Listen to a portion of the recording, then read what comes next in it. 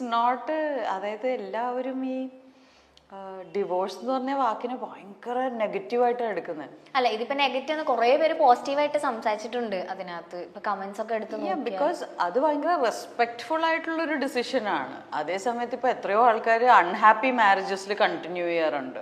ഭയങ്കര ടോക്സിക് ആയി മാറും, ഭയങ്കര ടോക്സിക് റിലേഷൻഷിപ്പായി മാറി ഇങ്ങോട്ടും അങ്ങോട്ടും കണ്ടുകൂടാ, പക്ഷെ വീർപ്പ് മുട്ടി ജീവിക്കുന്ന സിറ്റുവേഷൻ അതൊക്കെ ആലോചിക്കുമ്പോൾ അതാണ് ഹെവി നെഗറ്റിവിറ്റി.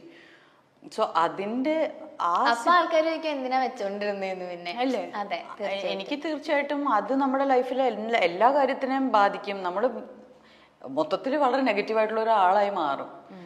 അപ്പോൾ അതിന്റെ ആവശ്യം എന്താണ്? അതാണ് എനിക്ക് തോന്നിയത്. അല്ല, ഞാൻ ചോദിക്കുകയാണ്, ആൻഡ് എസ്പെഷ്യലി എനിക്ക് പറയുമ്പോൾ ഈ ഇക്വേഷനിൽ ഒരു വിവാഹ ജീവിതത്തിൽ കുട്ടികളുണ്ടെങ്കിൽ ഇത് വളരെ ഡിഫറെന്റ് ഡിസിഷൻ ആയിരിക്കും. ഞങ്ങൾക്ക് ആ ഒരു ഇഷ്യൂ ഇല്ലാത്തത് കൊണ്ട് it was a very different decision. രണ്ട് ഫ്രണ്ട്സ് തമ്മിൽ എടുക്കുന്ന ഒരു തീരുമാനം. So we can continue to be friends. അപ്പൊ കുട്ടികളുണ്ടെങ്കിൽ ഇതിന്റെ കംപ്ലീറ്റ് കോംപ്ലിക്കേഷന്റെ ലെവലൊന്നും എനിക്കറിയില്ല, അതിനെ കുറിച്ച് ഞാൻ പറയാനും ആളില്ല. അല്ല, അങ്ങനെ ഉണ്ടായിരുന്നെങ്കിൽ ചേച്ചി മേ ബി കുറച്ചും കൂടെ ഒന്ന് നല്ലോണം തിങ്ക് ചെയ്തിട്ടൊക്കെ ആയിരിക്കും. അല്ല, അതും വളരെ തോട്ടായിരുന്നു. ഞങ്ങള് വളരെ മുമ്പേ തീരുമാനിച്ചിട്ടുണ്ടായിരുന്നു കുട്ടികൾ വേണ്ടെന്ന്. ഭയങ്കര ബുദ്ധിപരമായ നീക്കങ്ങൾ ഉണ്ടായിരുന്നു. അല്ല, എല്ലാം വളരെ വെൽ പ്ലാൻഡ് ആയിരുന്നു. So even the divorce was A good decision ഞങ്ങൾ തമ്മിൽ എടുത്തത്.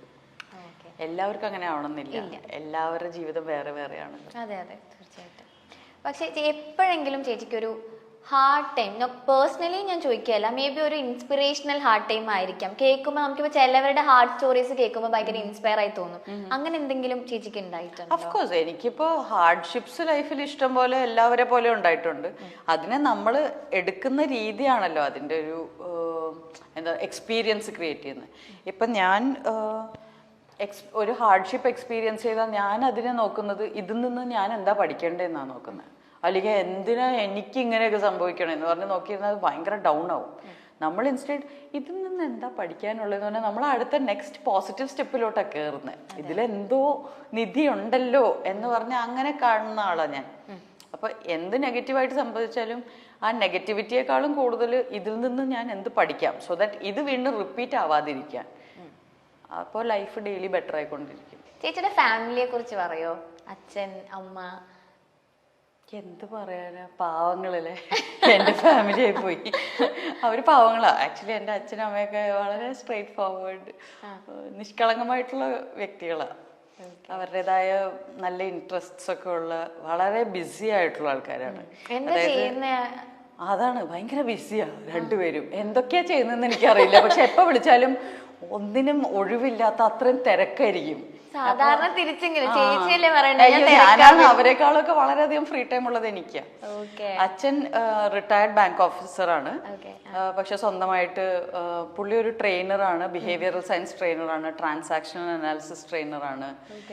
അപ്പോൾ സോഫ്റ്റ് സ്കിൽസ്, മാനേജീരിയൽ ടീച്ചിങ്. അപ്പോൾ പുള്ളിക്ക് എപ്പോഴും ഫ്രീലാൻസ് ട്രെയിനിങ് തന്നെ ഉണ്ട്. പല ഇൻസ്റ്റിറ്റ്യൂഷൻസിലും ബാങ്ക്സിൽ തന്നെ ഇപ്പോൾ ഫ്രീലാൻസ് ആയിട്ട് ട്രെയിൻ ചെയ്യുന്നുണ്ട്. മുമ്പ് കാത്തലിക് സിറിയൻ ബാങ്കിൽ ഇപ്പോൾ SBIന്ന് ഒരു 35 ഇയേഴ്സ് സർവീസ് കഴിഞ്ഞു. പിന്നെ CSB ബാങ്കിൽ പുള്ളി ട്രെയിനറായിരുന്നു. ഇപ്പൊ ഫ്രീലാൻസ് ആയിട്ട് ട്രെയിൻ ചെയ്യുന്നു. ഭയങ്കര തിരക്കാ. അമ്മ ഹോം ബേക്കറാണ്. അപ്പോൾ ആളെപ്പോഴും ഇന്ന് ഇത്രയും ഓർഡേഴ്സ് ഉണ്ട്, എനിക്ക് അതുണ്ട് ഇതുണ്ട്, ഭയങ്കര തിരക്കാ. ഈ രണ്ട് തിരക്കും ഇല്ലെങ്കിൽ രണ്ടുപേരും ബേർഡ് ഫോട്ടോഗ്രാഫേഴ്സാ. അപ്പൊ അവര് ട്രാവൽ ചെയ്ത് പോയി, അവര് ഭയങ്കര വലിയ ആൾക്കാരാണ്. അത് കൊള്ളാലോ. അതാണ്. അപ്പൊ ഈ സാജൻസ് ബേക്കറി ചെയ്തപ്പോഴേക്കും അമ്മ ഹെൽപ്പ് ഒക്കെ ചെയ്തിരുന്നു? അല്ല, ഞാൻ കണ്ടു വളർന്ന, ഞാൻ ഒരു 3 വയസ്സുള്ളപ്പോ തൊട്ട് അമ്മ ബേക്ക് ചെയ്യുന്നുണ്ട്. അപ്പൊ കണ്ടു വളർന്നിട്ടുള്ള ഒരു സംഭവമാണ്. അതിനേക്കാളും കൂടുതൽ സാജൻ ബേക്കറിയിൽ എനിക്ക് അത്ര ബേക്ക് ചെയ്യാനുണ്ടായിരുന്നില്ല. പക്ഷെ ഞാൻ ഇപ്പൊ ഇനി വരാൻ പോകുന്ന പടം അനുരാഗത്തില് ഞാനൊരു ഹോം ബേക്കറിന്റെ റോളാണ് ചെയ്യുന്നത്. അതിന് ഭയങ്കരമായിട്ട് അമ്മ റെഫറൻസ് ആയിരുന്നു. Very good. ബേർഡ് ഫോട്ടോഗ്രാഫി ഒക്കെ ചെയ്യല്ലേ? ഭയങ്കര ആൾക്കാരാന്നേ. എനിക്കൊന്നും കണ്ട, എനിക്ക് എല്ലാം ബേർഡ്സ് ആണ്. ഇവര് ഓരോന്നും ഇത് പേർപ്പിൾ റിംഡ് മറ്റേത് മറിച്ചെന്നൊക്കെ പേരൊക്കെ പറയുന്നു. അവരെ കൂടെ പോയാൽ നമുക്ക് അത്രയൊക്കെ അറിയുള്ളൂ. കാക്ക, കുയില്, ഇത്രയൊക്കെ തന്നെ ഉള്ളൂ. ഇവര് കറക്റ്റ് ആയിട്ട് ഇത് ഫീമെയിൽ ആട്ടോ, അതിന്റെ മറ്റേ ഇത് ഇപ്പൊ ഈ ഷെഡിങ് ഫേസ് ആണെന്നൊക്കെ പറയാം. നമ്മൾ ഇവരുടെ കൂടെ പോയാൽ പ്രാന്തായിട്ടുണ്ടല്ലോ. ഈ ബേർഡ് ഫോട്ടോഗ്രാഫേഴ്സിന് ഭയങ്കര പേഷ്യൻസാ. പോയിട്ട് ഇങ്ങനെ ഈ ക്യാമറ വെച്ചോണ്ട് ഇരുന്ന് നമുക്ക് തീരെ പറ്റില്ല. ആ ട്രാവലിംഗിന്റെ അവര് പണ്ട് മുതലേ ട്രാവൽ ചെയ്യോ രണ്ടുപേരും? അവര് ബേർഡ് ഫോട്ടോഗ്രാഫി ആയിട്ടുള്ള ട്രാവലിംഗ്. അവർക്ക് സ്ഥലങ്ങൾ കാണുക എന്നുള്ളതിനേക്കാളും നല്ല ബേർഡ്സ് ഉള്ള സ്ഥലങ്ങളിലേക്ക് പോയി അതിരാവിലെയൊക്കെ പോകണം. അത് വേറെ തരം ട്രാവലാണ്. നമുക്ക് മറ്റേ ഫുഡൊക്കെ എക്സ്പ്ലോർ ചെയ്ത് സ്ഥലമൊക്കെ എക്സ്പ്ലോർ ചെയ്തിട്ടുള്ള ട്രാവലാണ് നമുക്ക് ഇഷ്ടം. അതെ അതെ, ഓക്കെ. ഈ ക്ലിനിക്കൽ സൈക്കോളജിയിലേക്ക് പോകാനുള്ള കാരണം എന്താണ്? ചേച്ചി മൂവി ചെയ്യുന്ന ടൈമില് ചെയ്തുകൊണ്ടിരിക്കുകയായിരുന്നില്ലേ? ഞാൻ സിനിമയിൽ വന്നത് 11th സ്റ്റാൻഡേർഡിൽ പഠിക്കുമ്പോഴാണ്. ക്ലിനിക്കൽ സൈക്കോളജി ചെയ്തത് ഡിഗ്രിക്ക്. എനിക്ക് എന്ത് സെലക്ട് ചെയ്യണം എന്നറിയാത്ത ഒരു അവസ്ഥ വന്നു.